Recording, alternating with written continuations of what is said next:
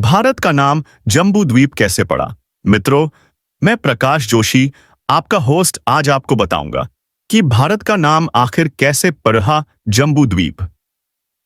जम्बू द्वीप नाम भारतवर्ष के प्राचीन नामों में से एक है। यह नाम वेदों, पुराणों और अन्य प्राचीन हिंदू ग्रंथों में मिलता है। जम्बू द्वीप शब्द का अर्थ और इसका इतिहास बहुत ही रोचक और पौराणिक मान्यताओं से जुड़ा हुआ है।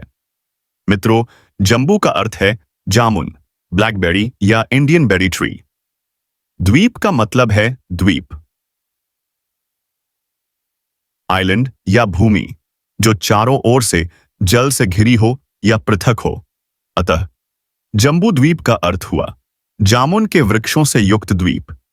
हिंदू धर्म में पृथ्वी को 7 द्वीपों, सप्त द्वीपों में विभाजित माना गया है। वे हैं जम्बू द्वीप, लक्षद्वीप, शलमली द्वीप, कुशद्वीप, क्रौंच द्वीप, शाक द्वीप, पुष्करद्वीप, पुष्कर द्वीप। इनमें से जम्बू द्वीप को सबसे महत्वपूर्ण माना जाता है क्योंकि मानवों की मूल उत्पत्ति और विकास यहीं हुआ माना जाता है। इसी में भारतवर्ष स्थित है। जम्बू द्वीप और भारतवर्ष संबंध। जम्बू द्वीप एक विशाल क्षेत्र था और इसके भीतर अनेक खंड या भाग थे। भारतवर्ष जम्बू द्वीप का एक खंड था जिसे राजा भरत के नाम पर भारतवर्ष कहा गया।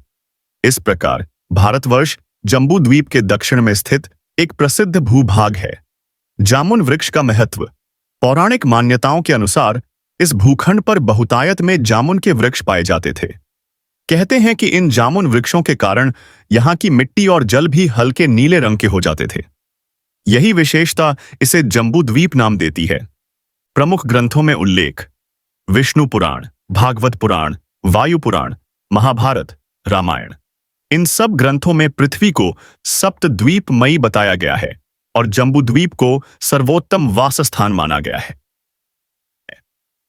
प्राचीन भारतीयों की दुनिया का केंद्र जम्बू द्वीप था। यह एक तरह से दर्शाता है कि भारतीय उपमहाद्वीप को ही उस काल में सारी मानव सभ्यता का केंद्र माना गया। बौद्ध ग्रंथों में भी जम्बू द्वीप को मनुष्यों का निवास स्थान बताया गया है। जैन धर्म में जम्बू द्वीप को उनके विश्व के केंद्र में स्थित बताया गया है और यह धर्म और मोक्ष का मूल स्थान माना गया है। भारत का प्राचीन नाम जम्बू द्वीप इसलिए पड़ा क्योंकि यह भूभाग जामुन के वृक्षों से आच्छादित था। यह पृथ्वी के सप्त द्वीपों में सबसे महत्वपूर्ण और पवित्र माना गया।